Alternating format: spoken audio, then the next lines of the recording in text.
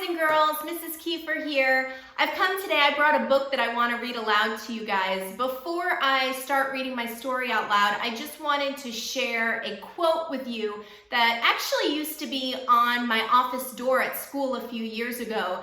And it said something like, reading gives us some place to go when we have to stay where we are. And right now, myself, like a lot of you guys, have to stay home, and we have to stay where we are right now. And that's why I think reading is so important, more so now than ever, because we get to jump in a book and it gets to take us places, whether it's the jungle or a castle or the desert. So I'm just here to encourage you to keep reading and finding new places where reading can take you. And today I have brought the story, The Koala Who Could, by Rachel Bright and Jim Field. And I really like this story because of the lesson that Kevin the koala in this story learns. So let's read it and see what Kevin learns at the end of this story. The Koala Who Could.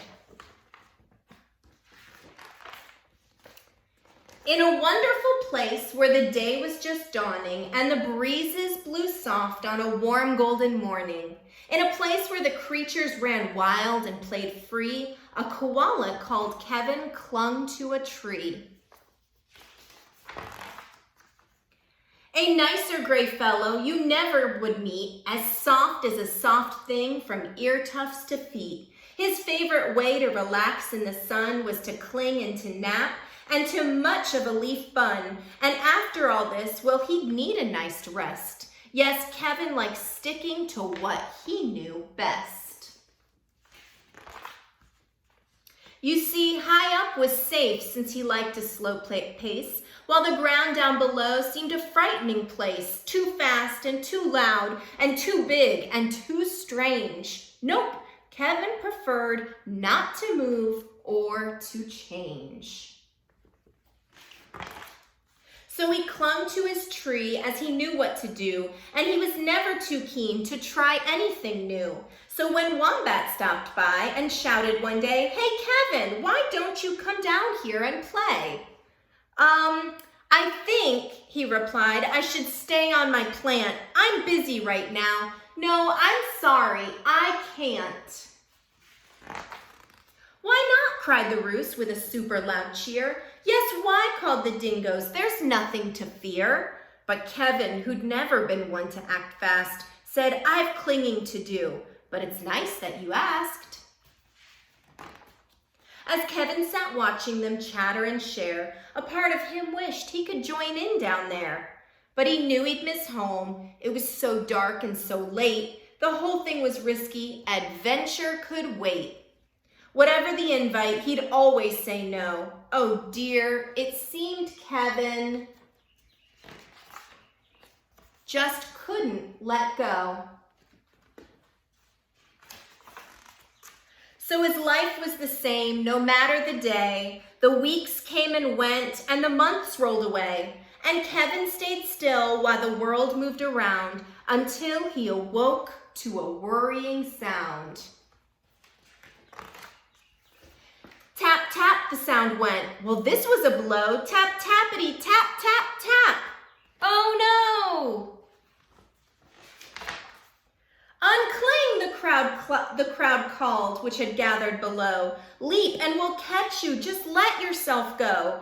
But Kevin was scared. Let go? No, I shan't. I won't, shouted Kevin. Oh, dear. I just can't. Woof.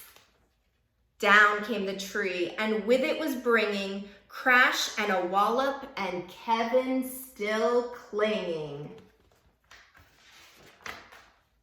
Kevin, he carefully opened one eye and looked up at the love staring down from the sky. Then one paw by one paw he loosened his hold. He felt springy and light and happy and bold.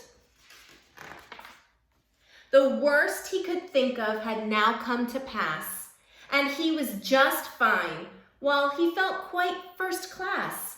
So when Wombat leaned over and held his paw out, Kevin no longer felt worry or doubt.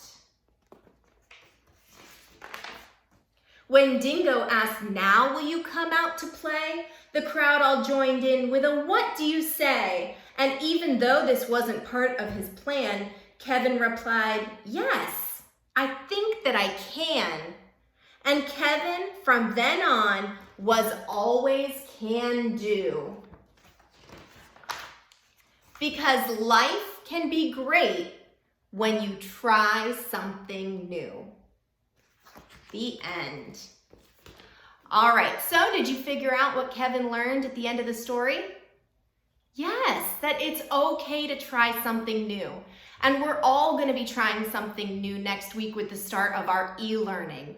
So I just wanted to come on here, say hello, that I miss you guys, and that sometimes when things seem a little different or hard in the next few weeks, just give it a try. You never know. It might not be so bad after all.